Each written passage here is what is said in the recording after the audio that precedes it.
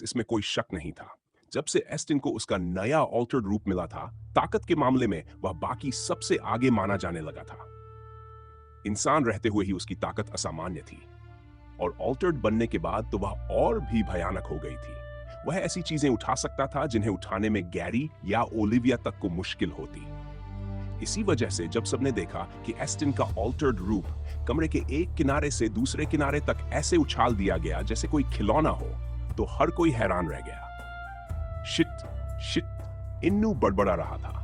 वह मैरी के पास से हट चुका था और अब लड़ाई में कूदने का फैसला कर चुका था। उसके दिमाग में पहले यही था कि शायद एस्टिन और ओलिविया ही काफी होंगे। आखिर एक ऑल्टर्ड और एक वेयरवुल्फ दोनों मिलकर उससे ज्यादा तो कर ही सकते थे।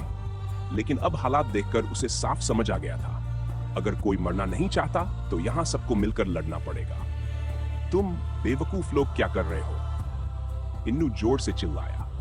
हमें पता था ये वेयरवुल्फ बहुत ताकतवर है, इसलिए हमें इसे हराने की जरूरत ही नहीं है। उसने उंगली उठाकर कहा, हमारे पास सिर्फ 2 एल्डर है, इसे यहां रोके रखना और खुद जिंदा रहना, तो मरना मत। उसकी आवाज में गुस्सा भी था और जुनून भी। ये हालात उसे अपने पुराने दिनों की याद दिला रहे थे, अनाथालय के बच्चों की। वह उन्हें एक बार खो चुका था, और अब उसकी नई फैमिली हाउलर्स, उन्हें भी खोने का वह सोच भी नहीं सकता था। इन्नू ने अपने हथियारों की शक्ति सक्रिय की। तुरंत ही दोनों कुल्हाड़ियां हल्की लाल चमक से चमकने लगी। उसकी भावनाओं ने उन खास एंटी ऑल्टर्ड हथियारों की ताकत को और भड़का दिया, और वह सीधा मिडवाक की तरफ दौड़ पड़ा। क्या मैंने कभी बताया है? इन्नू चिल्लाया। मुझे वेयरवुल्फ से नफरत है। मिडवाक ने हाथ का पिछला हिस्सा झटकते हुए वार किया, लेकिन ठीक समय पर इन्नू झुक गया। वह पहले ही हरकत में आ चुका था, मानो उसकी इंद्रियां तेज हो गई हों।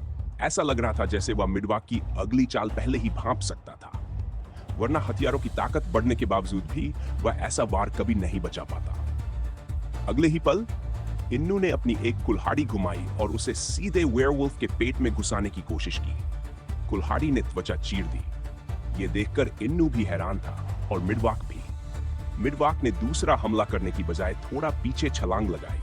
उसने नीचे झुककर अपने पेट के घाव को देखा। घाव भर तो रहा था, लेकिन सामान्य से थोड़ा धीमा। मिडवाक की आंखें सिकुड़ गईं। ये कोई सामान्य हथियार नहीं है, उसने कहा। किसने सोचा था कि ऐसी गैंग के पास भी ऐसा हथियार होगा?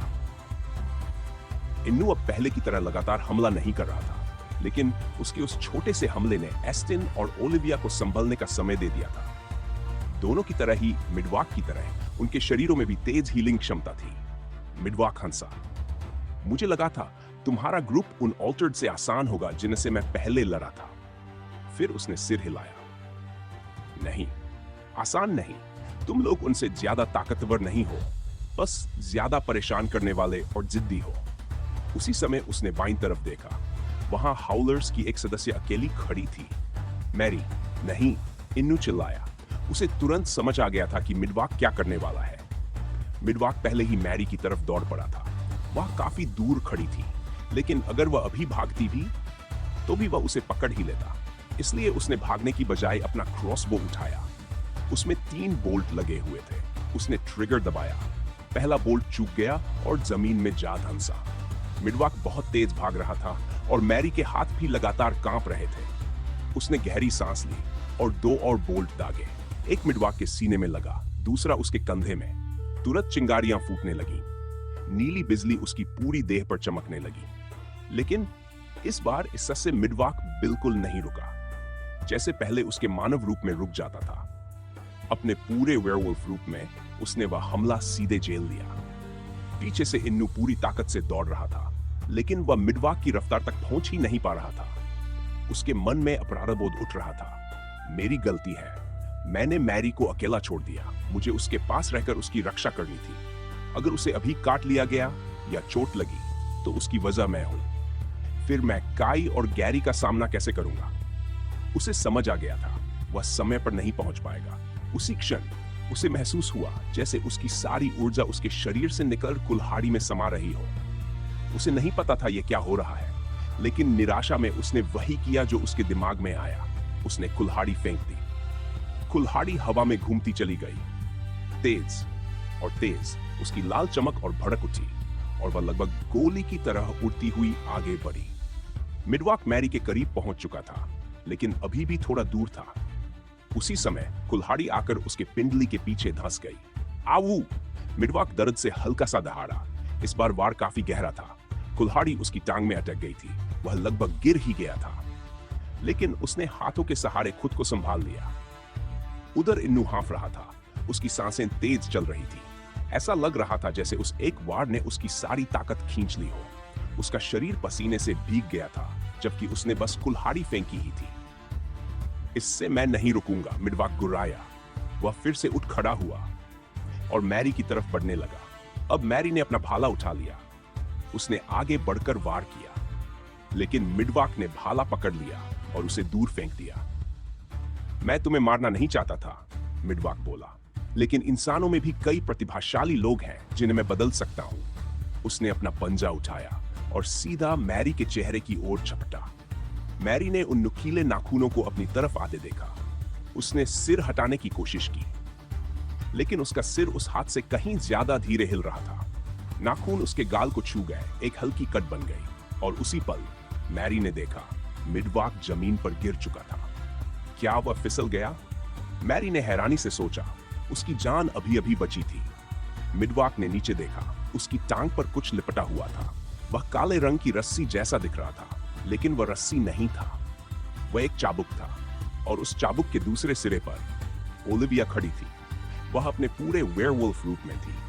वह पूरी ताकत से चाबुक खींच रही थी, लेकिन सिर्फ उसकी ताकत काफी नहीं थी। इसलिए चाबुक के आखिरी सिरे को खींचने वाला था एस्टिन। ओलिविया ने पहले चाबुक से मिडवाक की टांग लपेटी, फिर तुरंत उसका हैंडल एस्टिन को दे दिया। एस्टिन ने उसे अपनी कलाई के चारों ओर लपेट लिया ताकि पकड़ मजबूत रहे। फिर ओलिविया चाबुक पर थोड़ा आगे बढ़ी और दोनों ने एक साथ जोड़ लगाया, और ठीक उसी समय मिडवाक गिर पड़ा। ओलिविया ने थके हुए इन्नू की तरफ देखा और मुस्कुराई। तुम सही थे, उसने कहा। हम पहले उसे हराने की कोशिश कर रहे थे, जबकि हमें बस समय खरीदना चाहिए था, जैसा तुमने कहा। वह बोली, अब हमें अपना काम समझ आ गया है। उसी समय अपनी आंख के कोने से ओलिविया ने कुछ देखा। वह था गैरी, जो आराम से एक ऑल्टर्ड को खा रहा था। सभी ऑल्टर्ड को खत्म करने के बाद भी गैरी ने उस लड़ाई की तरफ एक एक नजर तक नहीं डाली जो दूसरी ओर चल रही थी। एक बात साफ थी, अगर इस समय मिडवैक उस पर हमला नहीं कर रहा था, तो इसका मतलब था कि बाकी लोग उसे अच्छी तरह व्यस्त रखे हुए थे। गैरी ने अपने सामने पड़े ऑल्टर्ड की तरफ देखा।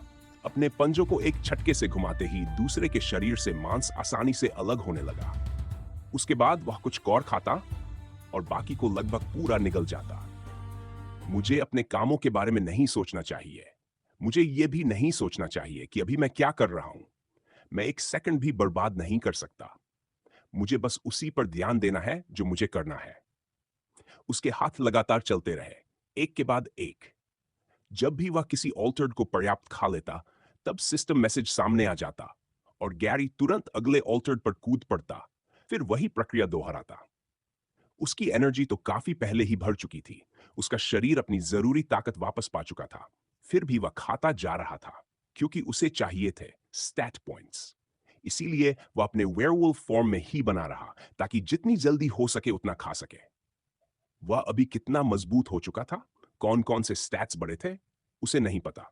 उसे बस इतना पता था कि उसे जितनी ताकत मिल सके उतनी चाहिए, ताकि वह मिडवाक को हरा सके। अचानक उसके दिमाग में फिर एक डिंग की आवाज गूंजी। गैरी ने कमरे के चारों तरफ नजर दौड़ाई। उसकी फर पूरी तरह खून से ढकी हुई थी। कुछ सूख चुका था और कुछ अभी भी गीला था। तभी उसे एहसास हुआ, अब कमरे में कोई ऑल्टर्ड नहीं बचा था, खाने के लिए भी नहीं। गैरी ने सिर उठाया और उसी क्षण सिस्टम स्क्रीन उसके सामने उभर आई।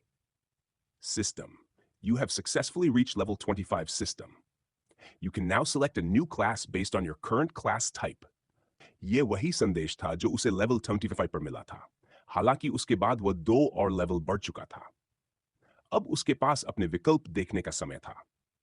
Class option, paladin warrior. ये वॉरियर लड़ाई के हर पहलू में उत्कृष्ट होता है। इसकी डिफेंस मजबूत होती है, इसकी स्ट्राइक घातक होती है, और ये हीलिंग भी कर सकता है। इसकी शक्ति राइचसनेस से आती है। जब उपयोगकर्ता को लगता है कि वह सही काम कर रहा है, तब उसे असाधारण ताकत मिलती है। स्पेशल ट्रेट उपयोगकर्ता के फॉर्म के अनुसार स्किल्स बदल जाती हैं। वेयरवुल्फ फॉर्म, ह्यूमन फॉर्म, कोई भी क्लास अपग्रेड ताकत बढ़ाता ही है, इसमें कोई शक नहीं था। लेकिन इसे पढ़ते ही गैरी थोड़ा उलझ गया। क्या यह क्लास उसके लिए सही थी? आखिर उसने गैंग मेंबर की जिंदगी चुनी थी। कई बार उसे खुद नहीं लगता था कि उसके काम राइचस हैं। कहीं कहीं तो वे साफ तौर पर स्वार्थी थे। और अगर वह इधर उधर देखता तो जमीन पर पड़ी लाशें भी यही याद दिलाती थीं, वे लोग जिन्हें उसने पहले मारा था। फिर भी असली सवाल कुछ और था। सिस्टम का मतलब क्या था? क्या राइचसनेस वही थी जो गैरी खुद सही समझे, या कोई ऊंची शक्ति यह फैसला कर रही थी? शायद खुद सिस्टम। लेकिन एक चीज थी जिसने गैरी की दिलचस्पी बढ़ा दी। अलग अलग स्किल्स। ह्यूमन फॉर्म और वेयरवुल्फ फॉर्म के लिए अलग स्किल सेट। वह पहले ही देख चुका था कि स्किल्स कितनी उपयोगी होती हैं। अगर उसे हर बार ट्रांसफॉर्म न करना पड़े तो यह सरप्राइज एलिमेंट भी दे सकता था, और लड़ाई में वर्सेटिलिटी भी। लेकिन अभी एक और विकल्प बाकी था। Class option. Dark warrior. ये वॉरियर स्ट्रेंथ और हीलिंग में विशेषण होता है, लेकिन इसके बदले लगभग पूरी डिफेंस छोड़ देता है। इसके स्किल्स का उद्देश्य केवल एक है, अपने सामने वाले दुश्मन को जितना ज्यादा डैमेज दिया जा सके उतना देना, इससे पहले कि वह खुद गिर जाए। स्पेशल इफेक्ट जब रात का आसमान होता है, तब डार्क वॉरियर को अतिरिक्त एनर्जी मिलती है, जिससे वह अपने घातक स्किल्स लंबे समय तक इस्तेमाल कर सकता है। दोनों ही वॉरियर क्लास के अलग अलग रूप थे। गैरी को लगा था कि वे काफी मिलते जुलते होंगे, लेकिन पढ़ने पर साफ था दोनों काफी अलग थे, और दोनों के अपने फायदे और नुकसान थे। डार्क वॉरियर अंधेरे में मजबूत हो जाता था, ठीक वैसे ही जैसे पैलेडिन वॉरियर तब मजबूत होता था जब उसे लगता था कि वह सही काम कर रहा है। अभी तो रात थी, इसलिए गैरी को बूस्ट मिल जाता। लेकिन क्या भविष्य की हर लड़ाई रात में होगी? एकेडमी में तो कई बार उसे दिन में भी लड़ना पड़ता था, और यह क्लास उस दिशा से भी थोड़ा अलग लग रही थी जिस तरह वह अपने वेयरवुल्फ बिल्ड को तैयार कर रहा था। गैरी अपने वेयरवुल्फ फॉर्म को एक टैंक की तरह बना रहा था, बहुत ज्यादा एचपी, उच्च एंड्योरेंस, ताकि वह दुश्मनों के कई हमले सह सके। लेकिन अब उसे एहसास हो रहा था, इस स्तर के दुश्मन के सामने यह सब इतना असरदार नहीं था। धत, मुझे क्या करना चाहिए? मैं किसे चुनूं? गैरी चाहता था कि वह आराम से हर विकल्प को पढ़े, सोचे, शायद अपने दोस्त टॉम से पूछे या खाई से सलाह ले। वे दोनों दिमाग के तेज थे, वह खुद नहीं। लेकिन जितना ज्यादा समय वह लेता, उतना ज्यादा खतरा था कि उसके दोस्त गंभीर रूप से घायल हो जाए या मर जाएं। मेरे पास कोई और विकल्प नहीं है, मुझे अभी एक चुनना ही होगा, जो इस समय की स्थिति में सबसे सही हो। मेरे पास सोचने का समय नहीं है। गैरी ने अपना विकल्प चुन लिया, और उसी क्षण उसके पूरे शरीर में भयानक दर्द और झंझनाहट फैल गई। गैरी घुटनों के बल गिर पड़ा, फिर धीरे धीरे पूरा शरीर जमीन पर गिर गया। ऐसा लग रहा था जैसे उसकी सारी मांसपेशियां टूट रही हों, और उसका शरीर फिर से वेयरवुल्फ फॉर्म से वापस ह्यूमन फॉर्म में बदल रहा हो। बस थोड़ा और इंतजार करो, मैं उस हरामजादे को मार डालूंगा। गैरी ने हाथ बढ़ाया, सीधे मिडवॉक की दिशा में। हाउलर्स पूरी ताकत लगाकर मिडवॉक को रोकने की कोशिश कर रहे थे। वे एक पल के लिए भी अपना ध्यान उससे हटा नहीं सकते थे। इनू पहले ही अपनी कुल्हाड़ी फेंककर लगभग पूरी तरह थक चुका था। उसकी सांसें तेज चल रही थी, और खड़े रहने के लिए उसे अपनी जांघ पर हाथ रखकर खुद को संभालना पड़ रहा था। तुम लोग कमाल कर रहे हो, इसलिए मैं पीछे नहीं रह सकता। मैं तुम्हारे लिए बोझ नहीं बनूंगा। इन्नू ने जोर से चिल्लाकर खुद को और अपने साथियों को जोश दिलाने की कोशिश की। उसने अपने अंदर बची आखिरी ताकत को टटोला और जल्दी से उस एंटी ऑल्टर्ड स्पीयर की तरफ दौड़ा, जो थोड़ी दूर फेंका हुआ पड़ा था। उसने उसे उठाया और सीधे मरी की ओर लौट आया। इस बार उसने ठान लिया था, वह उसे अकेला नहीं छोड़ेगा। उधर ऑस्टिन और ओलिविया की संयुक्त ताकत से उन्होंने न केवल मिडवैक को पीछे खींच लिया था, जिससे मरी की गर्दन बच गई, बल्कि उसे कमरे के बीच तक घसीट भी लाए थे। लेकिन तभी मिडवॉक ने अपने दोनों हाथ जोर से नीचे पटके और अपनी उंगलियों को संगमरमर की फर्श में गड़ा दिया। तुम लोग सच में बहुत परेशान करने वाले हो, मिडवॉक गुर्राया। अब तक तुम्हें समझ आ जाना चाहिए कि तुम मेरा कुछ नहीं बिगाड़ सकते, फिर भी कीड़ों की तरह मेरे पीछे पड़े हो। उसने अपने खाली हाथ से कोड़े के हिस्से को पकड़ लिया और जोर से खींचा, लेकिन उसी समय ऑस्टिन ने भी उतनी ही ताकत से उसे पीछे खींचा। अगर यह सिर्फ ताकत की लड़ाई है, तो मैं हारने वाला नहीं हूं। ऑस्टिन ने पूरे आत्मविश्वास से कहा।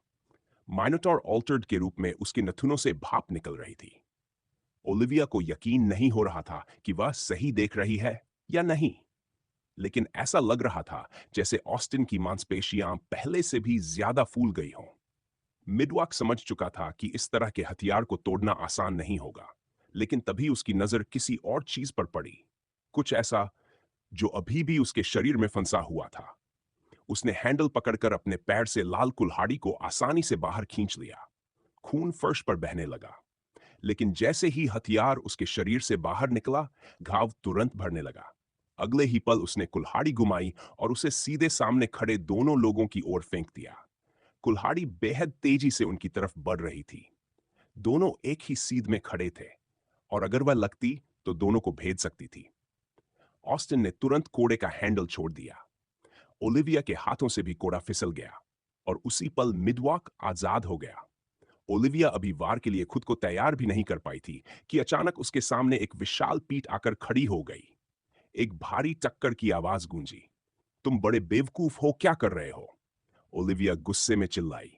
उसने सामने खड़े शरीर को जल्दी से हटाया और देखा कि कुल्हाड़ी सीधे ऑस्टिन के सीने में धंसी हुई थी। घाव गहरा था और उसका विशाल शरीर धीरे धीरे सिकुड़ने लगा। वह वापस अपने इंसानी रूप में लौट रहा था। ओलिविया ने तुरंत उसे पकड़ लिया, ठीक उससे पहले कि वह फर्श पर गिर जाता। तुमने ऐसा क्यों किया? क्या तुम्हें सच में लगता है कि मैं इतनी कमजोर हूं कि मुझे तुम्हारी जैसे बच्चे की सुरक्षा चाहिए? ओलिविया ने कुल्हाड़ी निकालने का फैसला नहीं किया, सिर्फ इसलिए कि मिडवैक उस हथियार से बिना परेशानी के ठीक हो गया था। इसका मतलब यह नहीं था कि ऑस्टिन भी बच जाएगा। ऑल्टर्ड में अच्छा हीलिंग फैक्टर होता है, लेकिन यह कुल्हाड़ी खास थी, और ऑस्टिन की हालत में यह उसके लिए बहुत ज्यादा हो सकता था। मैं बड़ा आदमी हूं, ऐसा वार सह सकता हूं, ऑस्टिन ने धीमी आवाज में कहा, लेकिन उसकी कमजोर आवाज उसके शब्दों को बिल्कुल भी मजबूत नहीं बना पा रही थी। किसे फर्क पड़ता है? ओलिविया चिल्लाकर बोली। तुम मुझे क्यों बचाने लगे? मैं तुमसे बड़ी हूं और तुम्हारे गैंग की असली सदस्य भी नहीं हूं। ऑस्टिन ने हल्की खांसी के साथ जवाब दिया। किसने कहा कि तुम गैंग का हिस्सा नहीं हो? तुमने हमारे लिए कितनी बार अपनी जान जोखिम में डाली है, और वैसे भी तुम इतनी बूढ़ी भी नहीं हो। फिर उसने हल्की मुस्कान के साथ कहा, और तुम बहुत खूबसूरत हो। अगर उसकी हालत इतनी खराब न होती तो शायद ओलिविया उसी वक्त उसे एक जोरदार थप्पड़ मार देती। अपने लीडर की बात मत भूलो, ओलिविया चिल्लाई। तुम्हें यहां मरने की इजाजत नहीं है। उसने उसे धीरे से फर्श पर लिटा दिया। हमारे लीडर, ऑस्टिन बमुश्किल बोल पाया। उन्हें बचाओ। ओलिविया ने तुरंत अपना सिर घुमाया। उसे तभी एहसास हुआ कि ऑस्टिन की चिंता में वह मिडवैक को लगभग भूल ही गई थी। इस बीच मिडवैक पूरी तरह कोड़े से निकल चुका था। उसका पैर पूरी तरह ठीक हो चुका था, और वह सीधे इन्नू और मरी की तरफ दौड़ रहा था। इन्नू ने यह देखा और कुल्हाड़ी को सिर के ऊपर उठाकर उसकी तरफ दौड़ पड़ा, लेकिन मिडवाक ने अपना हाथ उसकी ओर तान दिया। उसके हाथ से उसके नाखून गोलियों की तरह निकल पड़े और सीधे इन्नू के शरीर में धंस गए। दर्द के झटके से उसका शरीर कांप उठा। एक नाखून उसके पेट में गहराई तक धंस गया। यह प्रतिक्रिया इतनी अचानक थी कि इन्नू वहीं फर्श पर गिर पड़ा। मिडवाक बिना रुके उसके पास से निकल गया। उसका लक्ष्य अब सिर्फ एक था। इस बार उसने हाथ से हमला नहीं किया। वह अपनी जगह से छलांग लगाकर सीधे उसकी ओर उछला। हवा में रहते हुए मारी ने भाले को तैयार किया। वह उसे सीधा मिडवॉक के शरीर में घोंपने वाली थी, लेकिन तभी उसे अपने पैर के चारों ओर कुछ लिपटता हुआ महसूस हुआ। अचानक उसका शरीर नीचे से खिंच गया। वह फर्श पर गिर गई और मिडवॉक उसके ऊपर से निकलकर सीधे दीवार से टकरा गया। मैरी को तेजी से एक तरफ खींच लिया गया। उसे सुरक्षित जगह पर ले जाया गया। तुम ठीक हो? एक हाथ उसकी तरफ बढ़ाया गया। मरी ने ऊपर देखा और पाया कि उसे बचाने वाले एएफए स्टूडेंट्स थे। इजी ने अपने बाल वापस खींच लिए, जिन्होंने मरी को पकड़ा हुआ था। नंबा दोनों लड़कियों के सामने खड़ा हो गया। अच्छा हुआ हम यहां आ गए, नंबा बोला। दीवार में बने छेद से बाहर निकलते हुए मिडवाक के चेहरे पर गहरी झुंझलाहट थी। यह तो हैरानी की बात है, उसने कहा। स्कैटरबग्स इतने भी कमजोर नहीं थे और उनकी संख्या भी काफी थी। तुम लोग यहां क्या कर रहे हो? अगर स्लिथ पहले से मरा न होता तो अपने स्कैटरबग्स की ऐसी हालत देखकर शर्म से मर जाता। उसने झुंझलाकर सिर हिलाया। इजी, इयन और नंबा मिडवाक को घूर रहे थे। वे जानते थे वे पहले उससे हार चुके थे और इस बार वह पहले से भी ज्यादा ताकतवर लग रहा था। इसके अलावा हाल ही की लड़ाई से वे खुद भी बेहद थक चुके थे। खैर, अच्छा है कि तुम लोग खुद ही यहां आ गए। मिडवॉक मुस्कुराया। अब मुझे बाद में तुम्हें ढूंढने में समय नहीं लगाना पड़ेगा। उसकी आंखों में हत्या की चमक थी। अब मर जाओ। वह उनकी तरफ दौड़ पड़ा, लेकिन तीनों भी तैयार थे। वे जो भी कर सकते थे उससे उसे रोकने वाले थे। नहीं। अचानक एक जोरदार आवाज गूंजी। एक भूरे फर वाला विशाल शरीर छात्रों के सामने आकर खड़ा हो गया। उसने सीधे मिडवॉक की दोनों कलाई पकड़ ली। मरने वाला तुम हो। उस आकृति ने दोनों पैरों से जोरदार लात मारी और मिडवॉक के पेट पर सीधा वार किया। भारी ताकत के साथ मिडवॉक पीछे उड़ता हुआ दीवार के छेद से होकर अगले कमरे में जा गिरा। System class promotion complete. कुछ ही पल पहले नंबा, इजी और इयन अभी भी मुख्य गैम्बलिंग हॉल में थे। स्कैटरबग्स के स्टाफ और गैंग के सदस्य उनके लिए उम्मीद से कहीं ज्यादा मुश्किल साबित हो रहे थे। वे सिर्फ संख्या में ही उनसे दर्जनों गुना ज्यादा नहीं थे, बल्कि वे काफी जिद्दी भी थे। दोस्तों, हमें एक समस्या हो रही है, इयन ने कहा। मैं उन लोगों को पहचानने लगा हूं जिन्हें मैंने शुरुआत में ही गिरा दिया था। वे फिर से उठ रहे हैं और लड़ाई में वापस शामिल हो रहे हैं। अरे बेवकूफों, नीचे ही पड़े रहो। ठीक है, हमें सच में तुम्हें मारने पर मजबूर मत करो। इयन चिल्लाया। तीनों किसी गैंग का हिस्सा नहीं थे। हालांकि ऑल्टर्ड होने के कारण उनके लिए पूरी तरह बड़े इंसानों को गिराना मुश्किल नहीं था, लेकिन वे उन्हें मार नहीं सकते थे। वे जानते थे कि ताकत के इस फर्क के कारण किसी इंसान को मारना उनके लिए आसान होगा, लेकिन किसी इंसान की जान लेने की मानसिक दीवार को पार करना इतना आसान नहीं था। इयन का शरीर अब पूरी तरह कांटों से ढका हुआ नहीं था। अब सिर्फ उसके फोरआर्म से एक बड़ा कांटा निकला हुआ था। उसने उसे घुमाकर एक गैंग सदस्य के हाथ में पकड़ी डेब्रीज ब्लेड को उड़ा दिया। फिर तुरंत उस कांटे को उसके जांघ में घोंप दिया और उसे पेट में लात मार दी।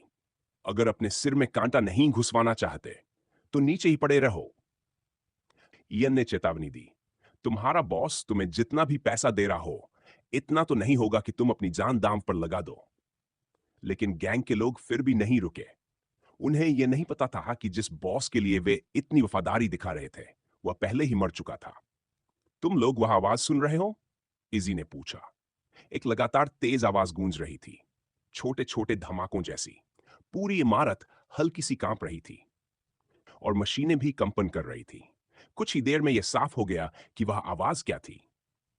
मुझे लगता है यह हेलीकॉप्टर है, नंबर ने कहा। लगता है हमारा छोटा सा पुल वाला ट्रिक ज्यादा देर तक नहीं टिक पाया और आखिरकार रेइंफोर्समेंट्स आ ही गए। कुछ देर बाद हेलीकॉप्टर की आवाज रुक गई। हालांकि तीनों में से कोई भी इसे जोर से नहीं कह रहा था, लेकिन वे थक चुके थे। हाउलर्स के बाकी सदस्यों की मदद के बिना उन्हें अपनी बची हुई आखिरी ऊर्जा से लड़ना पड़ रहा था। तभी दूसरी तरफ के दरवाजे अचानक जोर से टूटकर खुल गए। आर्ग! कई कराहने की आवाजें गूंजी। हम पर पीछे से हमला हो रहा है। ये हमारे लोग नहीं हैं। ये आखिर है कौन? गैंग के सदस्य उलझन में चिल्ला रहे थे।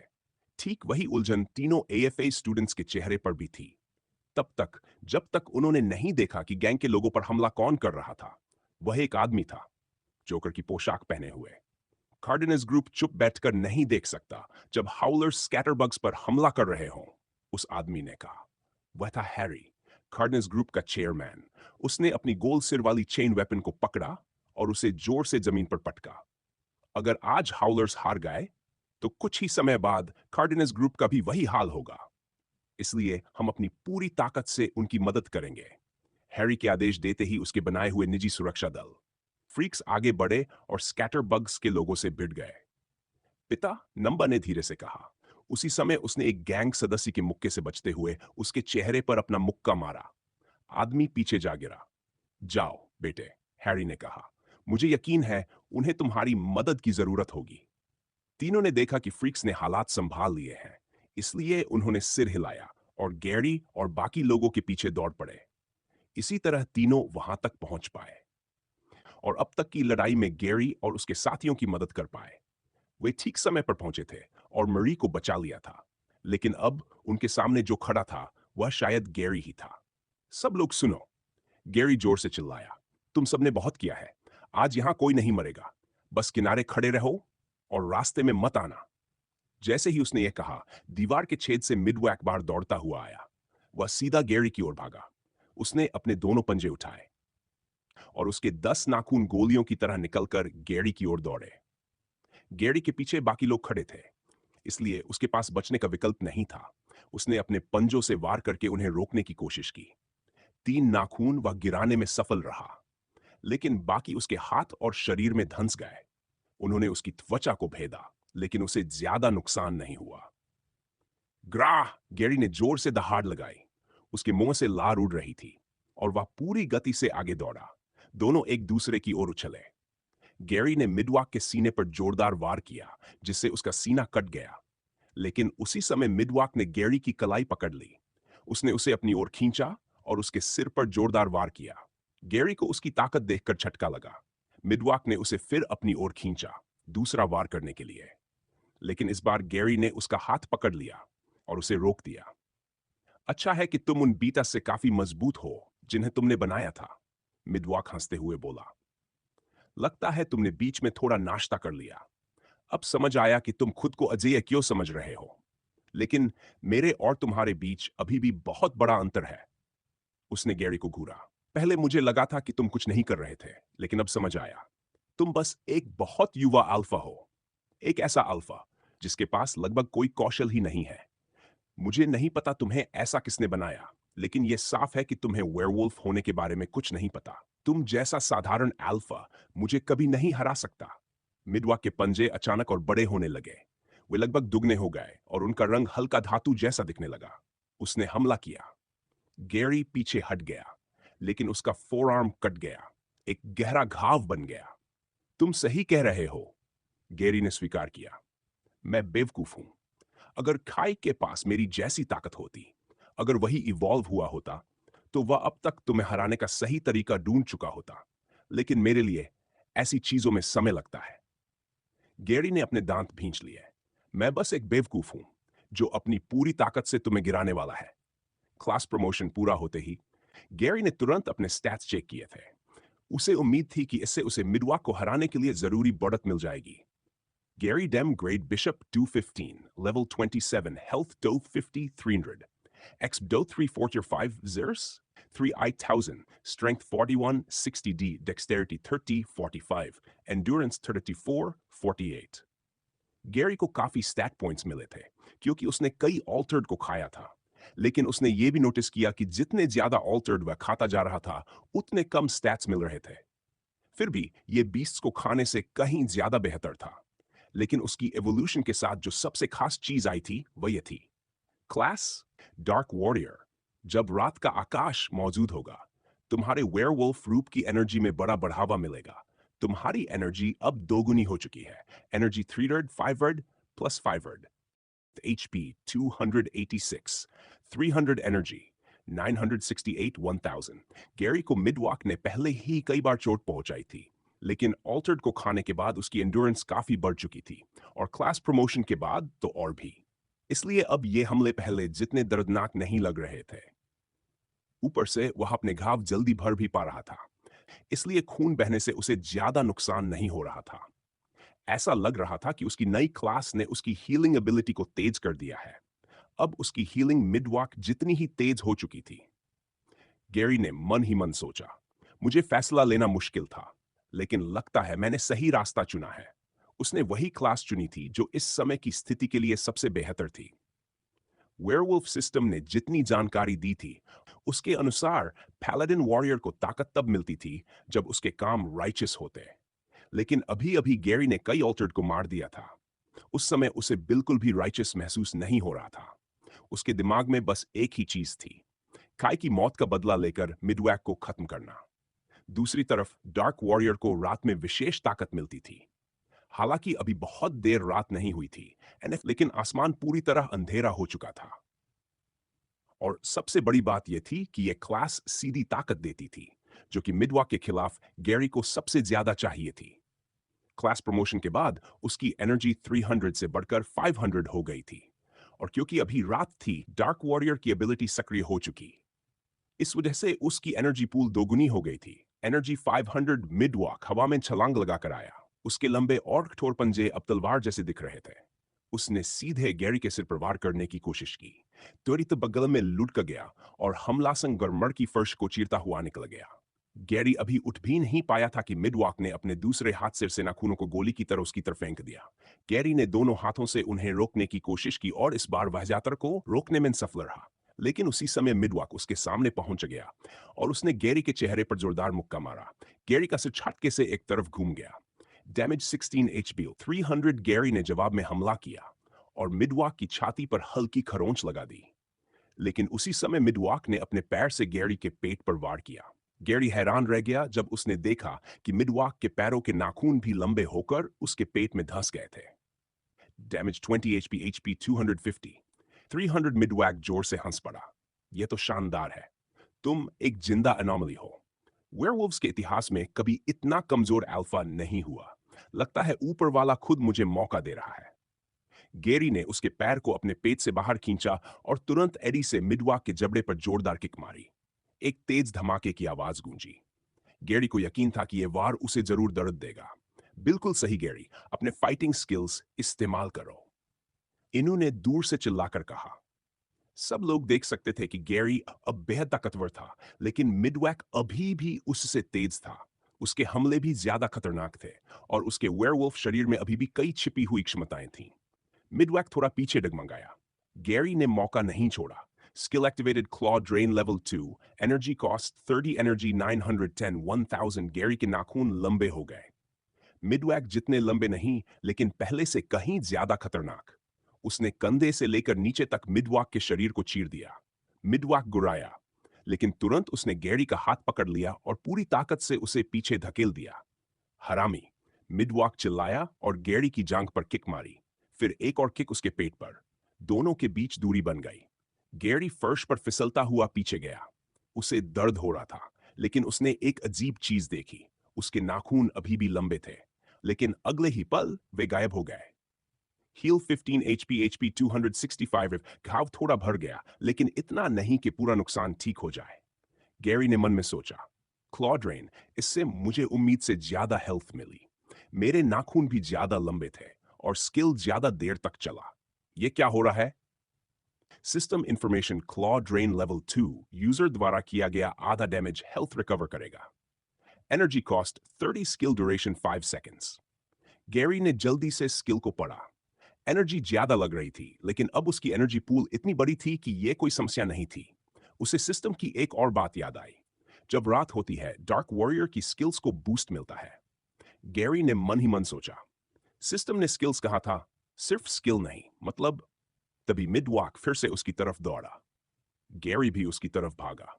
Skill activated lethal pounce level 2। Energy cost 50 energy 860 1000। अचानक गैरी की स्पीड बदल गई।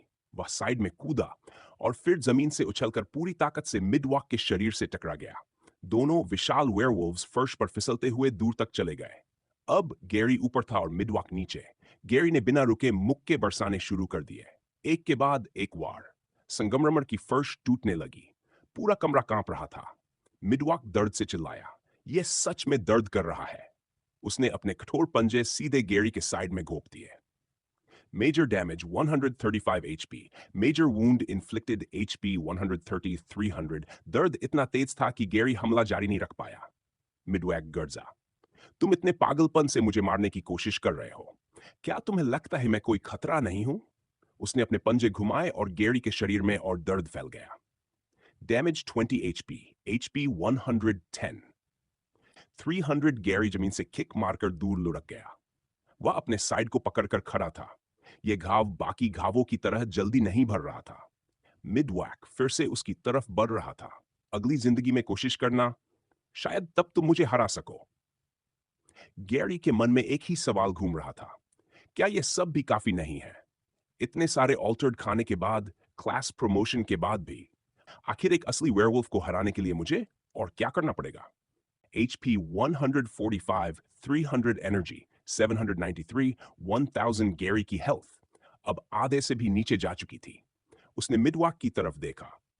उसने उस पर कुछ घाव जरूर लगाए थे, लेकिन मिडवॉक में थकान या कमजोरी का कोई संकेत नहीं था। वह अभी भी बिल्कुल मजबूत खड़ा था।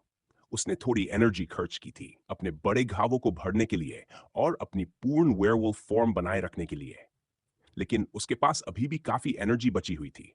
गैरी के मन में गुस्सा उबल रहा था।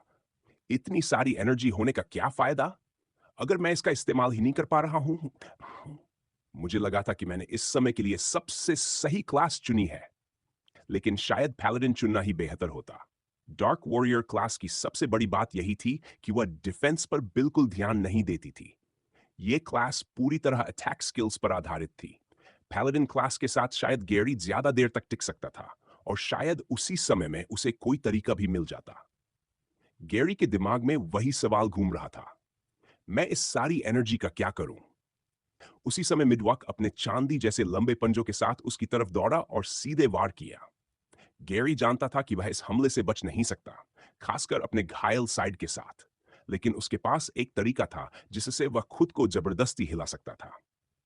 Skill activated lethal pounce level 2, energy cost 50, energy 743। 1000 Gary का शरीर अचानक साइड में उछल गया और हमला बच गया। अब लीथल पाउंस लेवल 2 होने के कारण इसमें दो छलांगें थीं। पहली छलांग रैंडम दिशा में होती थी और दूसरी छलांग सीधे दुश्मन पर हमला करती थी। लेकिन इसका मतलब यह भी था कि गैरी को हमला करना ही पड़ेगा। जैसे ही उसके पैर जमीन को छुए, उसके शरीर की मांसपेशियां खुद ही प्रतिक्रिया करने लगी। वह मिडवा की तरफ उछला और उसके साइड से टकराया। गैरी ने अपने पंजे तैयार देखे। अगर मुझे उसे मारना ही है तो क्यों ना उससे थोड़ी हेल्थ भी वापस ले लूं। Skill activated claw drain level 2, energy cost 30। Gary के पंजे मिडवॉक के साइड में धंस गए। स्पीड बूस्ट की वजह से उसके पंजे मिडवॉक की मोटी चमड़ी को चीरने में सफल रहे, लेकिन यह हमला ओमेगा के पहले वाले हमले जितना ताकतवर नहीं था। हील 12 एचपी मिडवॉक हंस पड़ा। अच्छा डॉज किया, लेकिन अब तुम मेरे अटैक रेंज के अंदर हो। उसने गैरी के दोनों फोरआर्म्स पकड़ लिए और पूरे अल्फा वेयरवुल्फ को अपने कंधे के ऊपर से घुमाकर जोर से जमीन पर पटक दिया। Damage 20 HP. गैरी के दिमाग में वही डर उभरा। यही डर था मुझे। मैं एक हमला बचाता हूं और बदले में उससे भी बड़ा हमला खा लेता हूं। मेरी हीलिंग इतनी है कि नुकसान की भरपाई कर सके। सीधी लड़ाई में मैं हार जाऊंगा। मिडवॉक ने अपने तिजना खून गैरी के गले की तरफ ताने, वो उसे भी न चाहता था। गैरी ने दोनों हाथों से उसे रोक लिया, लेकिन ऐसा करने से मिडवॉक हाथ खाली रह गया। मिडवॉक ने तुरंत उस मौके का फायदा उठाया और गैरी के चेहरे पर हमला करने गया, लेकिन इस बार भी वह रुक गया। किसी चीज ने उसका हाथ पीछे खींच लिया था। ओलिविया की whip उसके हाथ को पीछे खींच रही थी। उसका ध्यान थोड़ा भटका। गैरी ने तुरंत अपने पैरों से उसे छाती पर किक मारी और खुद को छुड़ा लिया। गैरी ने मन ही मन सोचा, यह दूसरी बार है जब ओलिविया ने मुझे बचाया है। तीसरी बार शायद कोई तरीका निकालना होगा। गैरी तुरंत आगे बढ़ा और अपने घुटने से मिडवॉक की पसलियों पर जोरदार वार किया। फिर उसने दोनों हाथों से उसके काले फर वाले शरीर को पकड़ लिया। उसने उसका सिर नीचे खींचा और एक और घुटना सीधे उसके पेट में मारा। उसने अपने बंधे हुए हाथ को खींचा। ऑस्टिन के बिना ओलिविया उसकी ताकत का मुकाबला ना। आखिरकार उसने whip छोड़ दी, लेकिन जोर से खींचने के कारण वह खुद जमीन पर गिर पड़ी। द्वाक गुर्राया, अगर तुम इस लड़ाई को खींचते रहोगे तो तुम्हारी मौत और भी दर्दनाक होगी। उसने गैरी की पसलियों पर जोरदार मुक्का मारा, फिर उसका शरीर घुमाकर दूसरी तरफ भी वार किया। गैरी के मन में दर्द की लहर दौड़ गई। मैं महसूस कर सकता हूं मेरी पसलियां वेयरवुल्फ फॉर्म में भी टूट रही हैं। अगर मैं इंसान होता तो शायद अब तक मेरी सारी हड्डियां टूट चुकी होती। लेकिन गैरी ने हार नहीं मानी। उसने फिर से मिडवॉक का सिर नीचे खींचा और उसके पेट में घुटना मारा। दोनों एक दूसरे को भारी नुकसान पहुंचा रहे थे, लेकिन मिडवॉक लगातार मुक्के मारता रहा, एक के बाद एक। फिर अचानक एक जोरदार क्रैक की आवाज आई। इस बार पसलियां सच में टूट चुकी थी। छोड़ दो मुझे। HP 43। 300 दर्द असहनीय था, लेकिन गैरी ने दांत भींच लिए। उसके नुकीले दांतों ने उसके होंठ को भी काट दिया था। फिर भी उसने मिडवॉक का सिर नीचे खींचा और उसके पेट में घुटना मारा। मिडवॉक का पैर थोड़ा डगमगाया, लेकिन वह अभी भी खड़ा था। अगर यही तुम्हारी इच्छा है तो मैं तुम्हें एक योद्धा की मौत दूंगा। मिडवॉक के लंबे पंजे गैरी के साइड में गहराई तक धंस गए। उसने हाथ निकाला और फिर उसी जगह दोबारा वार किया। HP 14। 300। गैरी ने अभी भी उसका सिर पकड़ा हुआ था। इस वजह से मिडवॉक सीधे उसका सिर या गर्दन नहीं तोड़ पा रहा था, लेकिन उसे फर्क नहीं पड़ता था। वेयरवुल्फ को मारने के और भी तरीके थे। उसने दोनों पंजे आगे धकेले। वे गैरी के शरीर को चीरने के लिए तैयार थे। उसने गैरी की आंखों में देखा। उसमें अब मुश्किल से ही जान बची थी। या साइड में खड़े लोग अब दौड़ते हुए आगे आ रहे थे। गैरी के आदेश पर वे अब तक लड़ाई से दूर थे, लेकिन अब उसे इस हालत में देखकर वे खुद को रोक नहीं पाए। अब बहुत देर हो चुकी है। उसके दोनों पंजे के गैरी के पेट में तक दस गए। मिडवॉक महसूस कर सकता कि गैरी की पकड़ ढीली पड़ रही है। उसे पूरा यकीन था कि ब्राउन फर वेयरवुल्फ अब बस आखिरी सांसों पर चल रहा है। लेकिन जब उसने अपना सिर उठाने की कोशिश की, तो उसे अभी भी एक मजबूत पकड़ महसूस हुई। मिडवॉक हैरान रह गया। ये क्या? ये अभी भी जिंदा कैसे है? अचानक गैरी ने उसका सिर और नीचे खींचा, और फिर एक और जोरदार घुटना सीधे उसके पेट में मारा। इस बार पहले जितनी ही ताकत से। फिर गैरी ने उसे छोड़ दिया। मिडवैक एक घुटने पर गिर गया। साइड में खड़े लोग रुक गए, क्योंकि अब गैरी खड़ा था और मिडवैक जमीन पर। गैरी हल्का सा मुस्कुराया। अब मुझे समझ आ गया है मेरी नई ताकत का सही इस्तेमाल कैसे करना है। Skill activated, last stand level 2, HP 1 300। Gary के शरीर के दोनों किनारों से खून बह रहा था। उसकी कमर और पेट तक लाल धाराएं उतर रही थीं। उसका एक हाथ अभी भी कटा हुआ था, हालांकि घाव धीरे धीरे भर रहा था। अगर कोई दोनों वेयरवुल्व्स के शरीरों की हालत को देखता, तो उसे कभी नहीं लगता कि इस लड़ाई में गैरी जीत रहा है। सच तो यह था कि लड़ाई शुरू होने के बाद से ऐसा एक भी पल नहीं आया था जब लगा हो कि अल्फा बढ़त में है। फिर भी इस वक्त खड़ा गैरी था, और घुटने पर झुका हुआ था मिडवैक। मैंने कई जिद्दी वेयरवुल्व्स देखे हैं, लेकिन तुम तो किसी सड़े हुए जॉम्बी जैसे हो। मिडवॉक झल्लाकर चिल्लाया और अपनी जगह से उछलकर गैरी के सिर पर वार करने की कोशिश की। गैरी ने दोनों हाथ ऊपर उठाकर वार को रोक लिया। सिर बचाते हुए उसने अपना पैर ऊपर उठाया और एक बार फिर मिडवॉक के पेट में जोरदार लात दे मारी। लास्ट स्टैंड लेवल 2 के साथ। मेरे पास 1 मिनट 30 सेकंड है हालात पलटने के लिए। मुझे इस पूरे समय का पूरा फायदा उठाना होगा। गैरी ने मन ही मन सोचा। गैरी फिर से आगे बढ़ा, मिडवॉक के जवाबी वार को नजरअंदाज करते हुए। ओमेगा ने अपना हाथ गैरी के घायल हिस्से की तरफ घुमाया, लेकिन उसी समय अल्फा ने मुट्ठी ऊपर उठाकर एक अपरकट मारा। उसे खुद भी वार लगा, मगर इस बार ज्यादा खून नहीं निकला। इसलिए नहीं कि वार कमजोर था, बल्कि इसलिए कि गैरी के शरीर से पहले ही ज्यादातर खून बह चुका था। दुर्भाग्य से लास्ट स्टैंड उसे अजेय नहीं बनाता था। गैरी अब भी हर चोट का दर्द महसूस, फिर भी उसे इस स्किल पर भरोसा था। उसने अपनी सारी ताकत एक भारी मुक्के में समेटी और मिडवॉक के पेट में दे मारी, जिससे वह थोड़ा हवा में उछल गया। कैसे? तुम फिर भी खड़े कैसे हो? मिडवॉक का धैर्य टूटने लगा था। वह बार बार गैरी पर चिपट रहा था। गैरी ने अपने शरीर को सिकोड़ लिया, दोनों कोहनियां सीने के पास टिकाकर सिर को बचाने पर ध्यान दिया। वह अपनी इस अस्थायी अमरता की हदें आजमाने का जोखिम नहीं लेना चाहता था। सिस्टम हो या ना हो, अगर दिल या दिमाग पर चोट लगती, तो शायद वह बच नहीं पाता। फिर एक पल आया, एक छोटा सा अंतराल। मिडवॉक को सांस लेने के लिए रुकना पड़ा। उसी क्षण गैरी फिर से आगे बढ़ा। इस बार उसने साइड से घूमकर एक हुक की तरह हाथ घुमाया और ओमेगा के पेट में एक और वार कर दिया। लेकिन उसका अपना घायल हिस्सा बहुत बुरी तरह दुख रहा था। वह दूसरा वार नहीं कर पाया। वो कर क्या रहा है?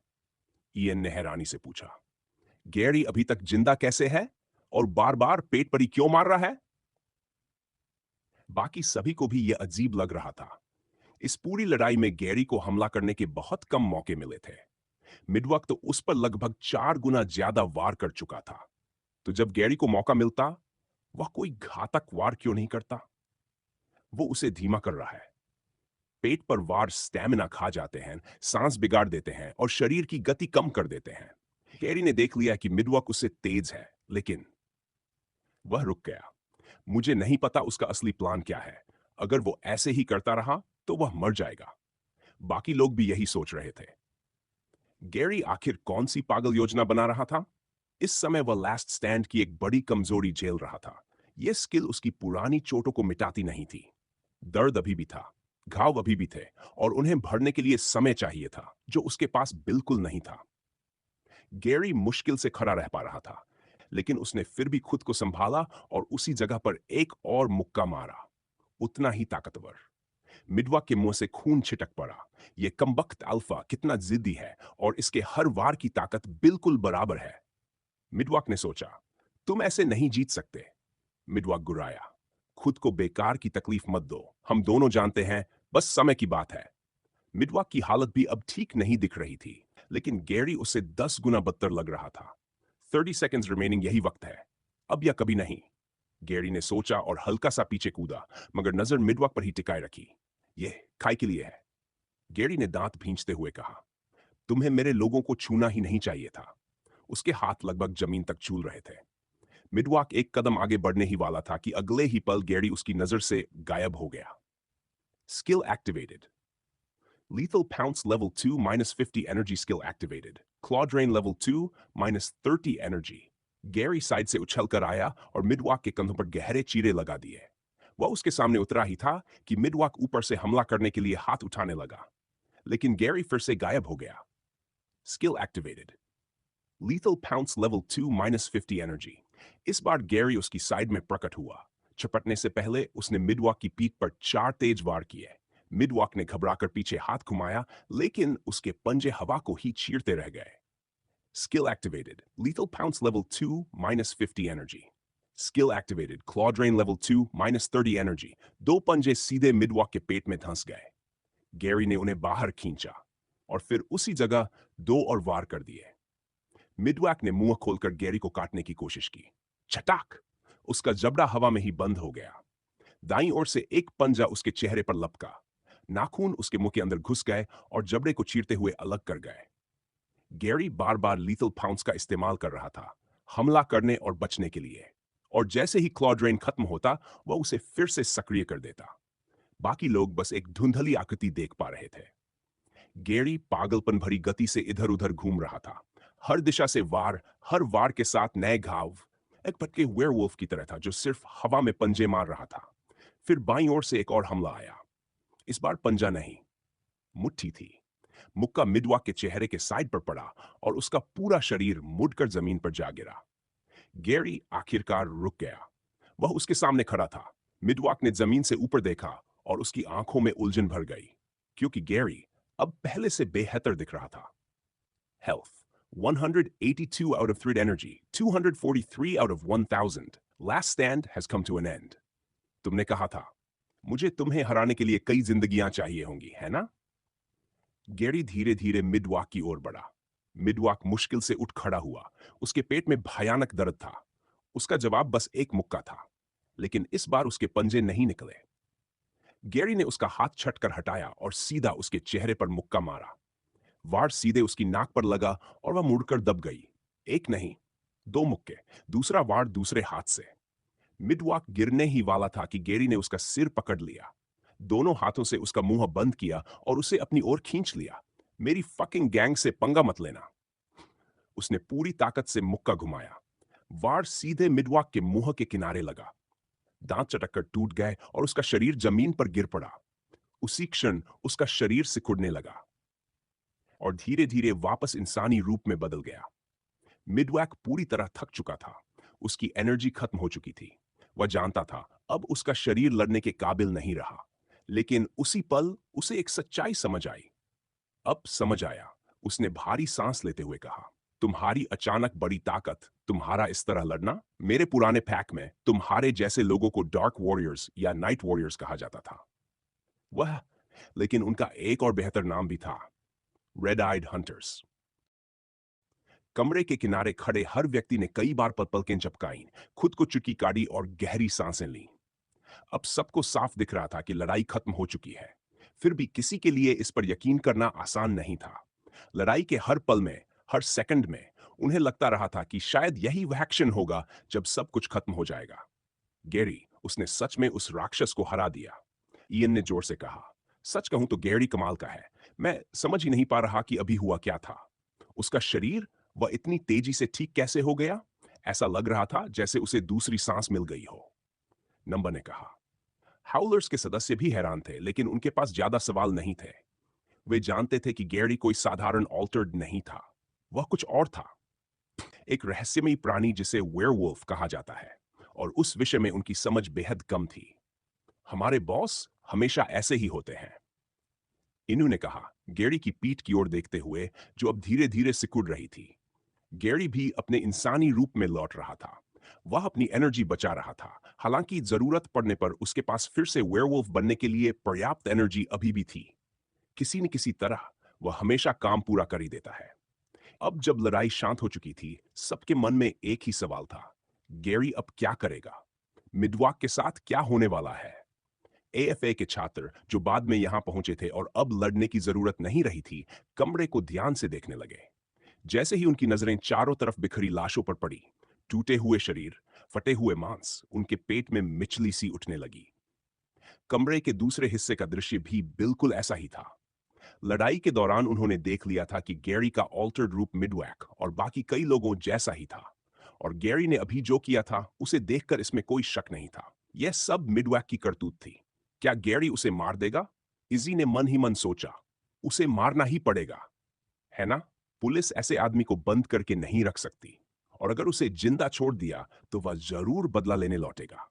जब सब लोग गैरी के अगले कदम को लेकर चिंतित थे, उसी समय ओलिविया दौड़कर उस लड़के के पास पहुंची जो जमीन पर पड़ा था। ऑस्टिन के सीने में जो कुल्हाड़ी धांसी थी, वह किसी समय गिर चुकी थी, और अब वहां कोई घाव भी दिखाई नहीं दे रहा था। अरे, तुम सो रहे हो क्या? ओलिविया ने चिढ़कर कहा। जवाब दो। ऑस्टिन ने धीरे धीरे आंखें खोली। मैं जाग रहा हूं। मैंने गैरी को उस आदमी की धुनाई करते देखा, तो सोचा मुझे थोड़ा आराम करने का हक है। अगर किसी सामान्य ऑल्टर्ड के सीने में वह कुल्हाड़ी घुसती, तो उसकी कहानी वहीं खत्म हो जाती। लेकिन ऐसा लग रहा था कि ऑस्टिन का मिस्टिकल ऑल्टर्ड रूप बाकी सबकी उम्मीद से कहीं ज्यादा मजबूत और टिकाऊ था। उधर गैरी धीरे धीरे जमीन पर पड़े वेयरवुल्फ के पास पहुंचा। मिडवैक, यही नाम है तुम्हारा? गैरी ने कहा। तुम मुझे मारना चाहते थे और मेरे पैक पर कब्जा करना चाहते थे। गैरी घुटनों के बल बैठ गया और उसने मिडवैक की गर्दन को अपने हाथ से कसकर पकड़ लिया।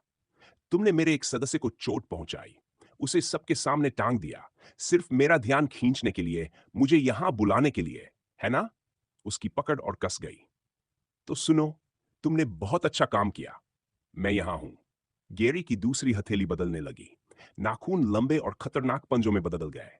और अब मैं तुम्हें हर उस चीज की कीमत चुकवाऊंगा जो तुमने मेरे और मेरे लोगों के साथ की है। बस एक वार, और मिडवर्क की जिंदगी खत्म हो जाती। स्कैटरबग से जुड़ा यह पूरा झंझट भी यहीं समाप्त हो जाता। गैरी, रुको! दरवाजे की तरफ से अचानक एक आवाज गूंजी जो पूरे कमरे में फैल गई। सब लोग मुड़े और उनकी आंखें चमक उठी। खाई, तुम यहां क्या कर रहे हो? तुम्हें तो अस्पताल में होना चाहिए था। मैं ठीक हूं। उसके चेहरे पर गंभीर भाव थे जब वह जल्दी जल्दी गैरी के पास पहुंचा। गैरी रुका रहा जब तक कि तीनों वेयरवुल्व्स एक दूसरे को देखने नहीं लगे। गैरी, तुमने मेरी उम्मीदों से भी बढ़कर काम किया, कहने कहा। मुझे भरोसा था कि तुम अच्छा करोगे, लेकिन मुझे लगा था कि तुम्हें थोड़ी मदद की जरूरत पड़ेगी। मैंने तो हैरी कार्डेनस से हेलीकॉप्टर तक मांगा था ताकि समय पर पहुंचकर तुम्हारी मदद कर सकूं। वह हल्का सा मुस्कुराया। खैर, हीरो की तरह एंट्री मारने का मौका तो गया, और तुमसे कोई एहसान भी नहीं निकलवा पाया। उसने कंधे उचकाए। ऊपर से, चूंकि ये सब तुमने मेरी वजह से किया, लगता है एहसान तो अब मुझे तुम्हारा मानना पड़ेगा। खाई को चलते फिरते और मजाक करते देख गैरी की पकड़ मिडवॉक की गर्दन से थोड़ी ढीली पड़ गई। लेकिन हरे बालों वाले उस लड़के ने एक और चीज नोटिस की। खाई को बोलने में थोड़ी दिक्कत हो रही थी। उसका जबड़ा पहले जैसा नहीं रहा था। जल्दी में आने के कारण उसने मास्क भी नहीं पहना था, जिससे उसके पूरे निचले जबड़े पर फैला बड़ा सा निशान साफ दिखाई दे रहा था। खाई! गैरी कुछ कहने ही वाला था। खाई ने उसका कंधा पकड़ लिया। गैरी, उसने धीरे से कहा, जिसे इस आदमी ने सबसे ज्यादा नुकसान पहुंचाया, वह मैं हूं। इसलिए मुझसे ज्यादा कोई नहीं जानता कि इसे माफ नहीं किया जाना चाहिए। उसने मिडवॉक की ओर देखा। लेकिन मुझे लगता है कि हमारे हित में यही होगा कि इसे जिंदा रखा जाए। यह सुनकर बाकी सभी के मुंह खुले के खुले रह गए। उसे जिंदा छोड़ दें? मिडवॉक बेहद खतरनाक था, बाकी सभी स्कैटरबग से भी ज्यादा। और उसके स्वभाव को देखते हुए यह लगभग तय था कि वह वापस आकर बदला लेने की कोशिश करेगा। काई ने आगे समझाया, स्कैटरबग्स एक बड़ा गैंग है, और अब वहां कोई नेता नहीं बचा। उन्हें संभालने वाला वही अकेला है। अगर हम अपने लोगों को वहां भेजेंगे, तो यह सीधी गैंग वार में बदल जाएगा। बहुत से लोग हमारी बात नहीं मानेंगे, और भले ही हम स्कैटरबग्स को दबा दें, फिर भी अंदरूनी लड़ाइयां चलती रहेंगी। फिर उसने ओलिविया की ओर इशारा किया।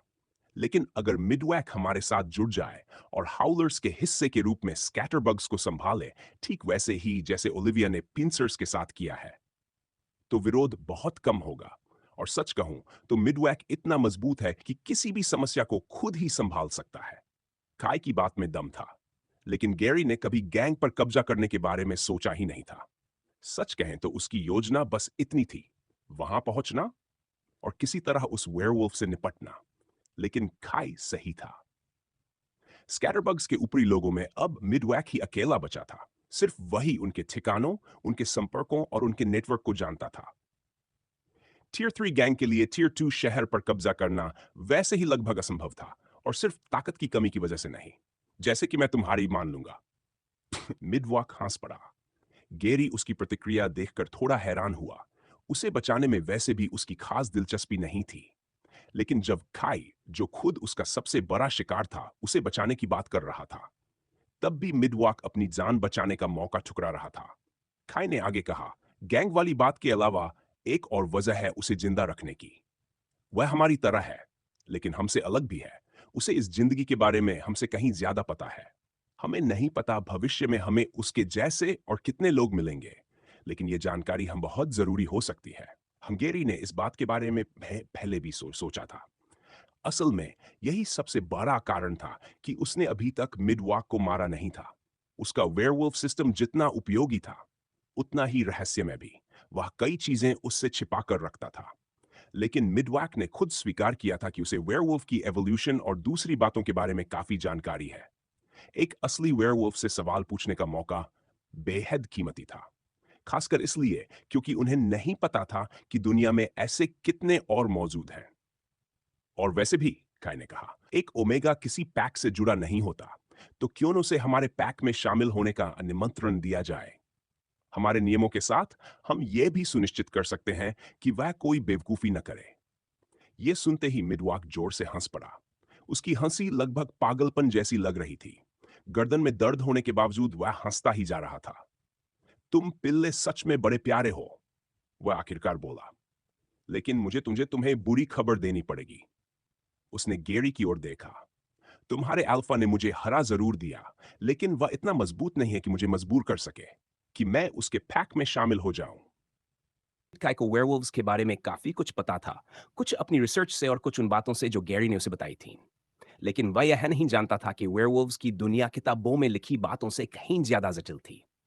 सिस्टम ने गैरी को जो भी बताया था, जैसे चेस जैसी रैंकिंग सिस्टम और पैक रूल्स जिन्हें बदला जा सकता, उसे किसी साधारण सिस्टम की तरह समझाना आसान नहीं था। कई बार गैरी को लगा था कि ये सब चीजें शायद सिर्फ उसी के लिए खास हैं, लेकिन मिडवैक की प्रतिक्रिया देखकर ऐसा बिल्कुल नहीं लग रहा था। वेयरवुल्व्स के नियम शायद उससे कहीं ज्यादा फैले हुए थे जितना उसने पहले सोचा था, क्योंकि मिडवैक को साफ पता था कि गैरी उसे अपने पैक में क्यों नहीं बुला सकता।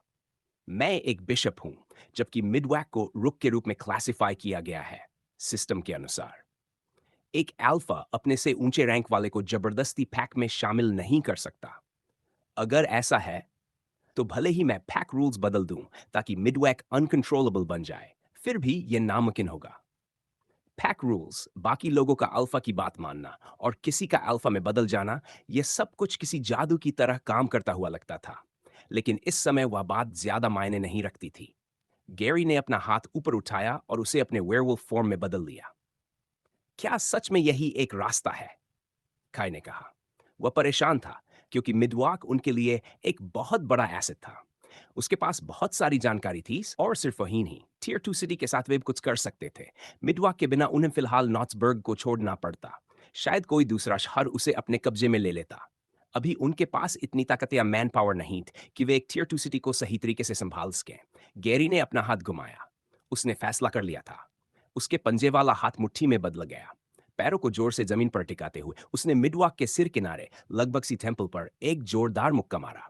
यह इतना ताकतवर वार था कि आम इंसान की खोपड़ी वहीं टूट जाती, और इस बार किसी को यकीन नहीं था कि ऐसा हुआ नहीं होगा। मिडवॉक की आंखें उलट गई और वह फर्श पर गिर पड़ा। क्या वह मर गया? नहीं, अभी एक और चीज है जो हम कोशिश कर सकते हैं। उसी वार के साथ, जैसा कि गैरी को उम्मीद थी, उसके सिस्टम से एक डिंग की आवाज आई। System message. You have defeated the leader of the Scatterbugs, the new temporary leader at least. It seems you are growing, and your werewolf pack needs to grow with you. 20 pawn points have been awarded. 20 pawn points. Gary को खुद विश्वास नहीं हो रहा था, लेकिन उसे पता था कि पहले भी जब उसने ऐसे काम किए थे जिनमें उसे पूरे गैंग में सबसे कठोर या सबसे निर्दयी बनना पड़ता था, तब उसे बड़ी मात्रा में पॉइंट्स मिले थे। पहले वह इन पॉन पॉइंट्स को स्टैट पॉइंट्स में बदलकर खुद को मजबूत बना रहा था, लेकिन अब स्थिति अलग थी। अब उसका रैंक ज्यादा मायने रखता था और उसी पर वह दांव लगा रहा था। इन पॉइंट्स के साथ वह खुद को अगले रैंक तक इवॉल्व कर सकता था और शायद दूसरों का रैंक भी बढ़ा सकता था। System message additional quest reward. You have defeated a werewolf of a higher rank. Your grade will now evolve. Bishop, रुक एक पल के लिए गैरी के पूरे शरीर में हल्की सी झंझनाहट दौड़ गई। ऐसा लगा जैसे उसकी नसों के अंदर चींटियां दौड़ रही हों। लेकिन यह एहसास उतनी ही जल्दी गायब भी हो गया। एक सेकंड, क्या मेरा ग्रेड खुद ही बढ़ गया? वह भी बिना पॉन पॉइंट्स इस्तेमाल किए? जब उसने सिस्टम देखा तो सच में ऐसा ही था। उसके पास अभी भी 20 pawn points मौजूद थे। System message 2 out of 50 pawn points needed to reach the next grade. 20 pawn points available. अगले ग्रेड तक जाने के लिए pawn points की संख्या काफी ज्यादा है, लेकिन उसके बाद शायद सिर्फ 2 ग्रेड्स बचते हैं, क्वीन और फिर किंग। हालांकि ऐसी स्थिति जहां इतने हाई रैंकिंग ओमेगाज मिले शायद दोबारा मुश्किल ही होगी। गैरी फिर गिरे हुए मिडवॉक की तरफ बढ़ा। मिडवॉक धीरे धीरे उठ रहा था, उसका सिर अभी भी थोड़ा चकरा रहा था। तभी गैरी के सामने सिस्टम की एक नई स्क्रीन उभरी। System message, due to successfully defeating the omega wolf, you may now decide its fate. Option 1, kill the stray omega wolf. Option 2, invite the omega wolf into your pack. क्या तुम्हें लगता है कि मेरी अपनी इच्छा नहीं है? मिडवॉक ने सिर सहलाते हुए कहा, तुम सोचते हो कि तुम मुझे कंट्रोल कर सकते हो। System message, you have selected to invite the omega into your pack. उसी क्षण गैरी की आंखें चमक उठी, एक गहरा लाल रंग। वह सीधे मिडवॉक की आंखों में देख रहा था। मिडवॉक पूरी कोशिश कर रहा था कि वह नजरें हटा ले, उसके गले की मांसपेशियां तन गई थी, लेकिन वह ऐसा कर नहीं पाया। धीरे धीरे उसकी आंखों का रंग पीले से बदलकर नीला होने लगा। System message, the werewolf Midwalk has joined your pack. Pack rules बदलो, गैरी ने जोर से कहा ताकि आसपास खड़े बाकी वेयरवुल्व्स भी सुन सकें। वेयरवुल्फ मिडवैक हाउलर्स गैंग के किसी भी मेंबर या उनके प्रोटेक्शन में आने वाले लोगों पर हमला नहीं कर सकता। वेयरवुल्फ मिडवॉक को हाउलर्स के सभी कोर मेंबर्स के आदेश मानने होंगे। वेयरवुल्फ मिडवॉक किसी को नहीं मार सकता जब तक उसकी अपनी जान खतरे में न हो। वेयरवुल्फ मिडवॉक किसी को काटकर वेयरवुल्फ में नहीं बदल सकता। वेयरवुल्फ मिडवैक हाउलर्स के कोर मेंबर्स की अनुमति के बिना नॉट्सबर्ग शहर नहीं छोड़ सकता। इन रूल्स के साथ पहले के सारे रूल्स हटा दिए गए। अब हर नया रूल मिडवॉक को हर संभव तरीके से बांधने के लिए बनाया गया था। असल में ये रूल्स शुरुआत में ओलिविया को नियंत्रित रखने के लिए बनाए गए थे। गैरी को खाई पर भरोसा था, लेकिन ओलिविया शायद उससे भी ज्यादा वफादार निकली। वह धीरे धीरे अपने आसपास के लोगों की परवाह करने लगी थी और कई बार हाउलर्स के मेंबर्स को बचा भी चुकी थी। अभी भी वह ऑस्टिन के पास ही खड़ी थी और सबसे बड़ी बात, एक बार भी उसने अल्फा पोजीशन के लिए लड़ने की कोशिश नहीं की। ये रूल्स, तुम मुझे कैदी बनाकर रखना चाहते हो? मिडवैक लगभग चिल्ला रहा था। तुम सोचते हो तुम बहुत चालाक हो? तुम बेवकूफ हो। तुम्हें लगता है मुझे नहीं पता तुम क्या हो। जैसे ही मैं ठीक हो जाऊंगा और दिन निकल आएगा, मैं तुम्हें अल्फा पोजीशन के लिए चैलेंज करूंगा और तुम्हारी जगह छीन लूंगा। तुमने मुझे अपने पास रखकर मेरा काम और आसान कर दिया है। गेरी को मिडवॉक से फिर से लड़ना पड़ सकता था और मिडवॉक ऐसा इंसान लग रहा था जो हर महीने उसे चैलेंज करेगा। गेरी को इस बात की पास अभी 20 पॉन पॉइंट्स थे। उनसे वह खुद को काफी मजबूत बना सकता था। और सच तो यह भी था कि मिडवॉक को हराने में बाकी लोगों की लड़ाई का भी योगदान था। ऊपर से रात का आसमान गेरी को सिर्फ ज्यादा एनर्जी ही नहीं देता था, बल्कि उसकी स्किल्स को भी एक नए स्तर तक पहुंचा देता था। तुम्हें सच में लगता है कि तुम ऐसा कर पाओगे? काय ने कहा।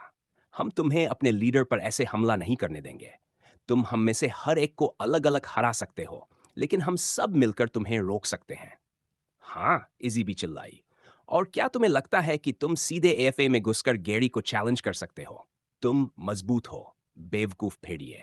लेकिन मैं देखना चाहती हूं तुम एएफए के सभी लोगों से कैसे लड़ते हो। इजी अब तक सारी बातें सुन रही थी। उसे स्थिति का अंदाजा हो चुका था और मिडवॉक की बातों से वह झुंझला गई थी, इसलिए उसने भी बोलना जरूरी समझा।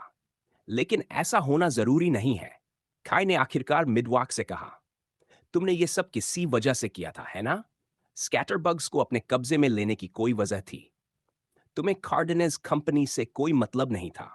वो सब तुम्हारे पुराने बॉस का काम था। काई थोड़ा रुका, फिर बोला, शायद इस स्थिति में हम एक दूसरे की मदद कर सकते हैं। कैसीनो में अभी बहुत सारा काम बाकी था। सबसे पहला कदम यह था कि सबको यह खबर दे दी जाए कि स्कैटरबग्स का लीडर अब नहीं रहा। यह करना ज्यादा मुश्किल नहीं था, खासकर इसलिए क्योंकि कार्डेनेस ग्रुप और फ्रीक्स पहले ही कैसीनो के अंदर मौजूद ज्यादातर लोगों को संभाल चुके थे। हाउलर्स के कुछ मेंबर्स नीचे गए और सबको यह घोषणा करके बता दिया। सिर्फ बातों से नहीं, बल्कि उन्होंने सबूत भी दिखाए। उन्होंने वे रिंग्स सबके सामने उठाकर दिखाई, जिन्हें स्लिथ हमेशा अपनी उंगलियों में पहनता था। यह खबर सुनकर लोगों का हौसला टूट गया। लेकिन उससे भी बड़ी बात यह थी कि यह खबर धीरे धीरे पूरे शहर में फैलने वाली थी। हालांकि इसमें समय लगने वाला था, क्योंकि अभी कस्टमर्स या गैंग मेंबर्स के लिए यहां से निकलना आसान नहीं था। कुछ इमरजेंसी बोट्स थी जिनसे कस्टमर्स को वापस मेनलैंड भेजा जा सकता था। फिलहाल कार्डेनेस ग्रुप हाउलर्स के आदेश पर उसी काम में मदद कर रहे थे। काई जानता था कि अभी बहुत काम बाकी है और वह भी जल्दी करना था। कई समस्याएं सामने आने वाली थी। बाकी बचे स्कैटरबग्स मेंबर्स कैसे प्रतिक्रिया देंगे, और अगर आसपास के दुश्मनों को यह खबर मिल गई या कोई मौका देखकर हमला करना चाहता हो, तो जितना ज्यादा समय लगेगा उतनी ज्यादा गड़बड़ होने की संभावना बढ़ जाएगी। इधर खाई पूरे कैसीनो की तलाशी लेने में व्यस्त था। उधर गैरी और इनू मिडवॉक पर नजर रख रहे थे। वे उसे कैसीनो के एक वीआईपी गैम्बलिंग रूम में ले आए थे, जहां बीच में एक पोकर टेबल था। यह जगह मुख्य एरिया से दूर थी। मिडवॉक को बांधा नहीं गया था, लेकिन उन्होंने जरूर किया था कि उसे खाना नहीं दिया और उसे खाने से दूर रखा। इतनी बुरी तरह पिटने के बाद उसकी एनर्जी खत्म हो चुकी थी, और एक वेयरवुल्फ को ताकत वापस पाने के लिए खाना जरूरी होता है। उसे इसी हालत में रखना सबसे सुरक्षित तरीका था। और अभी काफी देर तक रात रहने वाली थी। एएफए के स्टूडेंट्स हैरी कार्डेनेस के लोगों की मदद कर रहे थे, लेकिन हैरी खुद खाई के साथ था। खाई, हैरी और ओलिविया मिलकर ऑफिस में छापा मार रहे थे और सारे जरूरी डॉक्यूमेंट्स ढूंढ रहे थे। सच में इन सब चीजों को सेफ में रखने का क्या मतलब है? गैरी ने खुद से कहा। कोई भी ऑल्टर्ड इन सेफ्स को आसानी से काट सकता है। यह कहते हुए उसका हाथ धीरे धीरे वापस अपने सामान्य रूप में बदलने लगा। वे जिन चीजों को ढूंढ रहे थे वे थी प्रॉपर्टी डीड्स, कंपनी फाइल्स और कई जरूरी कागजात। इन सब पर स्लिथ का नाम था, जो अपने आप में एक बड़ी समस्या थी। ओलिविया के मामले में उन्होंने उसे मजबूर करके सारे डॉक्यूमेंट साइन करवा लिए थे, लेकिन इस बार स्लिथ मर चुका था। मैं इसे संभाल सकता हूं, हैरी ने कहा। मेरे पास कुछ बहुत टैलेंटेड लोग हैं, काफी बड़ी कीमत देनी पड़ेगी, लेकिन मैं सब ठीक करवा दूंगा। वैसे भी तुम और तुम्हारा गैंग पहले ही बहुत कुछ कर चुके हो। तुमने मेरे फैमिली मेंबर्स को बचाया और मेरे पूरे बिजनेस को भी। मैंने कभी नहीं सोचा था कि नतीजा ऐसा होगा। यह सुनकर खाई ने राहत की सांस ली, क्योंकि अब उसके पास कोई था जिस पर वह भरोसा कर सकता था। हाउलर्स की यात्रा में अब तक ज्यादातर काम वही संभालता आया था। उसके पास ओलिविया थी, जिसे काफी अनुभव था और खुद उसका अपना ज्ञान था, जो उसने अपने पिता के साथ काम करते हुए सीखा था। लेकिन पहली बार उसे कोई ऐसा मिला था जिस पर वह पूरी तरह भरोसा कर सकता था। 50-50 वाला डील करना सही फैसला था। लगता है हमें अभी और भविष्य दोनों के लिए एक शानदार पार्टनर मिल गया है। अब उनके सामने सिर्फ एक बड़ी समस्या बची थी, और उसका नतीजा यह करने वाला था कि नॉट्सबर्ग पर उनका कब्जा करना कितना आसान होगा। कुछ देर बाद हाउलर्स के मेंबर्स उस प्राइवेट गैम्बलिंग रूम में आगे जहां मिडवॉक को रखा गया था। हैरी और बाकी लोग अभी भी गैंगबर्स और दूसरे हालर ने जल्दी से एक कॉल भी कर दिया था किसी ऐसे आदमी को जो उनके डॉक्यूमेंट्स का काम संभाल सके। जब सभी कमरे में दाखिल हुए, तो उन्हें अब भी एक भारी सी प्रेजेंस महसूस हुई। मिडवॉक कुर्सी पर बैठा था। उसे अभी अभी हराया गया था। उसके शरीर पर शर्ट नहीं थी और साफ दिख रहा था कि उसकी एनर्जी खत्म हो चुकी थी। फिर भी उसकी आंखें, वे अब भी ऐसी लग रही थी जैसे वह किसी भी पल लड़ाई शुरू कर सकता हो। अब तक तो तुम्हें काफी भूख लग गई होगी, है ना? खाई ने बैठते हुए पूछा। हम सबसे बेहतर जानते हैं कि वेयरवुल्फ की भूख कितनी असहनीय होती है, और मुझे पूरा यकीन है कि जैसे ही तुम्हारी एनर्जी वापस आएगी, तुम हम सबसे लड़ने की कोशिश करोगे। यह सुनकर मिडवॉक हल्का सा हंस पड़ा। क्या तुम्हें लगता है मैं बेवकूफ हूं? अगर मैं अभी उससे लड़ने की कोशिश करूं, जब बाहर रात है, तो उसे एडवांटेज मिलेगा। तुम्हें सच में वेयरवुल्व्स के बारे में कुछ नहीं पता, है ना? मुझे विश्वास नहीं होता कि मुझे इतने अनाड़ी पैक ने हरा दिया। गैरी ने अभी तक अपनी एवोल्यूशन के बारे में बाकी लोगों को नहीं बताया था, इसलिए बाकी सब थोड़े कंफ्यूज्ड थे। लेकिन गैरी समझ गया था और उसे हैरानी हुई, क्योंकि ये पहली बार नहीं था जब मिडवैक ने ऐसे संकेत दिए थे। अब यह साफ था कि उसे पता था गैरी असल में क्या है। तुम सही हो, गैरी ने कहा। हमें वेयरवुल्व्स के बारे में कुछ नहीं पता, लेकिन अभी तुम मेरे पैक का हिस्सा हो, और इसका मतलब है कि हम सब एक साथ हैं। और यह भी साफ है कि अगर हमें तुमसे जानकारी नहीं मिली तो शायद हम सब मारे जाएंगे। गैरी थोड़ा आगे झुका। तुम जीना चाहते हो, है ना? कोई वजह है जिसकी वजह से तुम जीना चाहते हो, कोई वजह जिसकी वजह से तुमने इतनी जोर से लड़ाई की और अल्फा पोजीशन लेना चाही। अब जब तुम मेरे पैक में हो, मैं चाहता हूं कि तुम हमारे कुछ सवालों के जवाब दो। गैरी की आवाज गंभीर हो गई। तुम्हारे अपने सर्वाइवल के लिए और तुम्हारे अपने लक्ष्य के लिए। तुम हो कौन? तुम एक ओमेगा वुल्फ क्यों हो? दुनिया में और कितने वेयरवुल्व्स हैं? और हमें किन चीजों से सावधान रहना चाहिए? गैरी ने पूछा। उसे यह एहसास भी नहीं था कि ये सवाल और ये बातचीत उसके सामने एक बिल्कुल नई दुनिया का दरवाजा खोलने वाली थी, जिसके बारे में उसने कभी कल्पना भी नहीं की थी।